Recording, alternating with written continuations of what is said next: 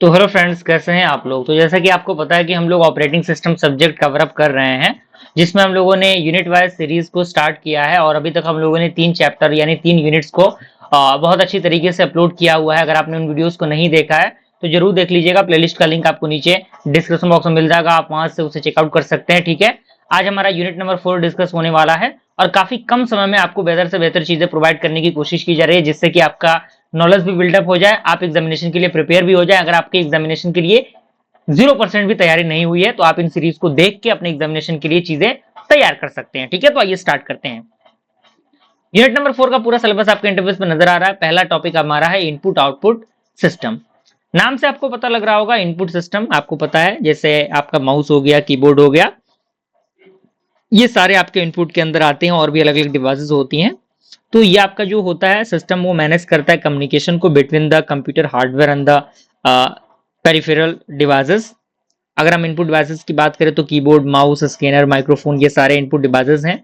और output devices की बात करें तो मॉनिटर, प्रिंटर, स्पीकर, प्रोजेक्टर, ये सारे different type of output devices है। ठीक है, अब हमारा आता है इनपुट आउटपुट प्रिंसिपल्स। इनके प्रिंसिपल्स क्या है, यानी ये ऑब्जेक्टिव इसका होता है कि ये एफिशिएंट होता है डेटा को ट्रांसफर करने के लिए। ठीक है, और डिवाइस इंडिपेंडेंस होता है, यानी इसके अंदर डिवाइस के पास कोई डिपेंडेंसी नहीं होती, वो इंडिपेंडेंस होता है। ठीक है, और तीसरा हमारा आता है एरर हैंडलिंग, और चौथा हमारा आता है रिसोर्स का शेयरिंग। ठीक है, अब आता है हमारा इनपुट आउटपुट ऑपरेशंस, जिसमें आपका सिंक्रोनस इनपुट आउटपुट आता है, जो प्रोसेस को वेट करता है जब तक आपका ऑपरेशन कंप्लीट नहीं हो जाता तब तक। ठीक है, असिंक्रोनस इनपुट आउटपुट की बात करें तो प्रोसेस जो होता है वो कंटिन्यूअसली एग्जीक्यूशन कंप्लीट करता है जब तक आपका इनपुट आउटपुट परफॉर्म नहीं हो जाता। ठीक है, तीसरा हमारा आता है इनपुट आउटपुट प्रॉब्लम्स, जिसमें आपके सामने कॉमन प्रॉब्लम्स दिए गए हैं, जिसमें आपका स्पीड करना, mismatch between the CPU and input output devices and device contentions and then after interrupt handling.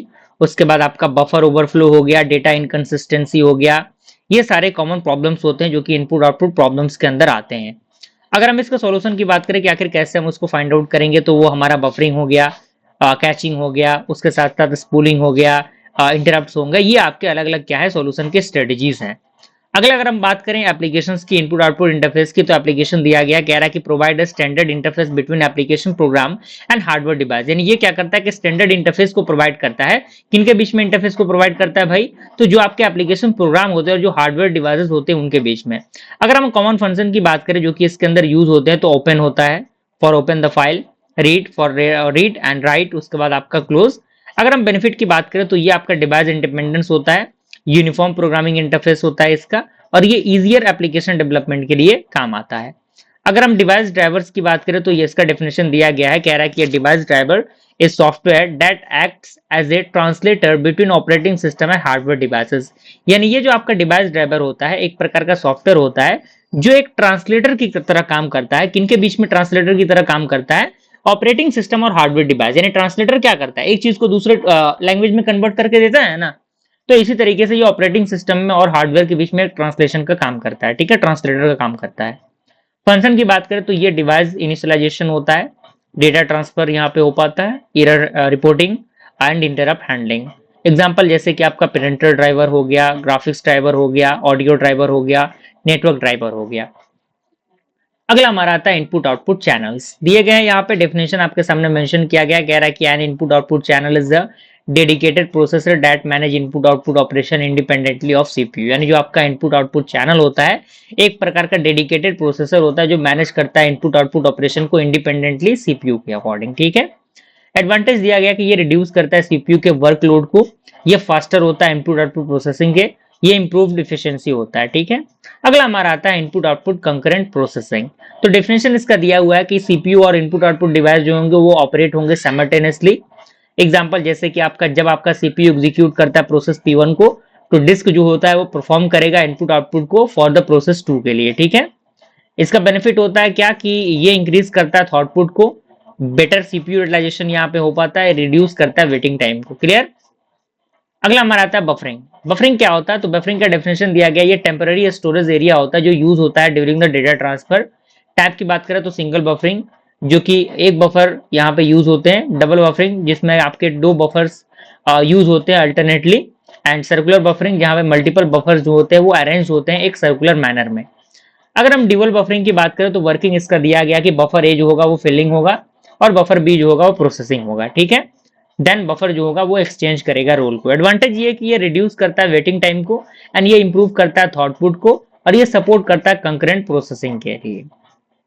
अगला हमारा था स्पूलिंग।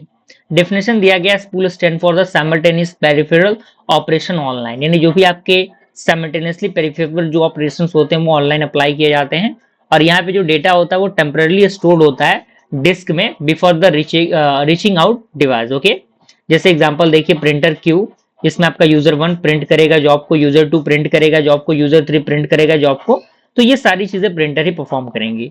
एडवांटेज ये है कि ये रिसोर्स को शेयर करता है, बेटर डिवाइस यूटिलाइजेशन यहाँ पे हो पाता है और ये सपोर्ट करता है मल्टीपल यूजर्स को। अगला हमारा आता है इंटर प्रोसेस कम्युनिकेशन। तो मैकेनिज्म जिसके द्वारा आपका प्रोसेस जो होता है वो एक्सचेंज करता है इन्फॉर्मेशन को, वही आपका होता है। नीड क्या होती है, इसकी जरूरत क्या होती है, तो ये आपका डेटा के शेयरिंग के लिए यूज होता है, सिंक्रोनाइजेशन के लिए यूज होता है, रिसोर्स को शेयर करने के लिए यूज होता है। अगला हमारा आता है आईपीसी मेथड। तो इसके अंदर आपका शेयर्ड मेमोरी आता है जिसमें जो आपके प्रोसेस होते हैं वो कम्युनिकेट होते हैं using the common memory area. And message passing की बात करें तो ये आपका प्रोसेस करता है जो भी आपके एक्सचेंज मैसेजेस होते हैं डायरेक्टली उनको। अब यहाँ पे क्रिटिकल सेक्शन प्रॉब्लम आपके सामने यहाँ पे मेंशन किया गया, आप इसको देखिएगा। आपके सामने यहाँ पे चीजें दी गई हैं जिसमें कह रहा है कि critical section is a code segment where shared resources are accessed, यानी ये जो आपका होता है कोड सेगमेंट होता है जहाँ पे शेयर्ड रिसोर्सेज जो होते हैं वो एक्सेस्ड होते हैं, ठीक है। जैसे प्रॉब्लम इसके अंदर ये होता है कि यहाँ पे मल्टीपल प्रोसेस जो होते हैं वो एक्सेस करते हैं शेयर डेटा को साइमल्टेनियसली जब वो इनकंसिस्टेंसीज को कॉज करता है। अगर हम इसके स्ट्रक्चर की बात करें तो entry selection section, critical section, exit section, remainder section, ये सारी चीजें यहाँ पे होती हैं। अगला हमारा था रिक्वायरमेंट क्या होता है भाई, सर्कुलर सेक्शन के सॉल्यूशन के लिए क्या क्या रिक्वायरमेंट है, क्या क्या जरूरतें हैं। तो पहला आपका होता है म्यूचुअल एक्सक्लूशन, यानी यहाँ पे केवल एक प्रोसेस एंटर करेगा क्रिटिकल सेक्शन के अंदर। प्रोग्रेस की बात करें तो selection of process should not be postponed indefinitely, यानी जो सिलेक्शन प्रोसेस होगा वो पोस्टपोन्ड नहीं होगा इंडेफिनेटली। ओके, बाउंडेड वेटिंग की बात करें तो हर एक प्रोसेस जो होगा वो chance with in the finite time को कैरी करेगा। सॉल्यूशन की बात करें क्रिटिकल सेक्शन प्रॉब्लम की तो सॉफ्टवेयर सॉल्यूशन में जिसमें आपका आता है पैटरसन एल्गोरिथम, ये वर्क करता है दो प्रोसेस के अकॉर्डिंग, जो प्रोवाइड करता है म्यूचुअल एक्सक्लूशन को, प्रोग्रेस को एंड जो आपके बाउंडेड वेटिंग होते हैं उनको। हार्डवेयर सॉल्यूशन की बात करें, हार्डवेयर सॉल्यूशन क्या होता है तो इसमें आपका टेस्ट एंड सेट इंस्ट्रक्शन होता है जो कि आपके स्पेशल हार्डवेयर इंस्ट्रक्शंस होते हैं जो यूज होते हैं सिंक्रोनाइजेशन के लिए, ठीक है। अगला हमारा आता है सीमाफोर्स। सीमाफोर्स का डेफिनेशन यहाँ पे दिया गया है, कह रहा है कि semaphore is a synchronisation tool used to control access to share resource, यानी इसका हम यूज करते हैं कंट्रोल करने के लिए, एक्सेस करने के लिए और रिसोर्स को शेयर करने के लिए, ठीक है। और ये इंट्रोड्यूस किया गया किसके द्वारा, जो एड्सगर डब्ल्यू डिजास्टर्स जो थे उनके द्वारा इसको इंट्रोड्यूस किया गया था। इसके ऑपरेशन की बात करें तो वेट ऑपरेशन आता है जो डिक्रीज करता है सीमाफोर को, वैल्यू को, वेट एस, यानी एस आपका क्या होगा, एस माइनस 1 होगा। और सिग्नल वी की बात करें तो ये इंक्रीज करेगा सीमाफोर के वैल्यू को, सिग्नल एस जो होगा, signal S is equal to S plus 1 होगा।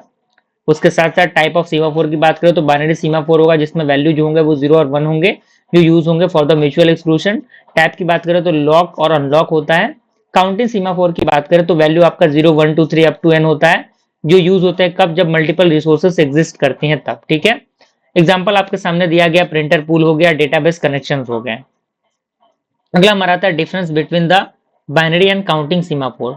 तो डिफरेंस दिया गया है, बाइनरी में आपका 0 1 आता है और काउंटिंग में आपका कोई भी इंटीजर आ सकता है। ये सिग्नल सिंगल रिसोर्स होता है, ये मल्टीपल रिसोर्स होता है, ये म्यूचुअल एक्सक्लूशन होता है, ये रिसोर्स मैनेजमेंट को कैरी करता है। अगला हमारा आता है डेडलॉक। डेडलॉक क्या होता है आपको पता ही होगा, आपने पढ़ा भी होगा इसको पहले। तो डेडलॉक एक प्रकार का सिचुएशन होता है जो कब अकर होता है, जब प्रोसेस आपका वेट करता है इंडेफिनेटली और फॉर द रिसोर्सेज जो हेल्ड होते हैं एक दूसरे के द्वारा, ठीक है। डेडलॉक के डिटेक्शन की बात करें, ये सिस्टम पीरियोडिकली चेक करता है फॉर द डेडलॉक के लिए। एंड डिटेक्शन मेथड की बात करें तो ये आपका रिसोर्स एलोकेशन ग्राफ हो गया, वेट फॉर ग्राफ हो गया। डेडलॉक के प्रिवेंशन की बात करें तो ये ब्रेक करता है एटलीस्ट एक कंफर्म कंडीशन को, और मेथड आपका ये एलिमिनेट करता है होल्ड एंड वेट को, ये अलाउ करता है रिसोर्स को प्रिवेंशन के लिए एंड ये प्रिवेंट करता है सर्कुलर वेट को, ठीक है। अगला हमारा आता है डेडलॉक अवॉइडेंस। ये आपका सिस्टम अवॉइड करता है अनसेफ स्टेट को। एल्गोरिथम ये है कि इसके अंदर जो बैंकर्स एल्गोरिथम होता है वो काफी ज्यादा इंपॉर्टेंट होता है for the deadlock avoidance algorithm. Advantage ये कि ये प्रिवेंट करता है डेडलॉक को बिफोर द अकरेंस, यानी अकरेंस से पहले वो क्या करता है, प्रिवेंट करता है।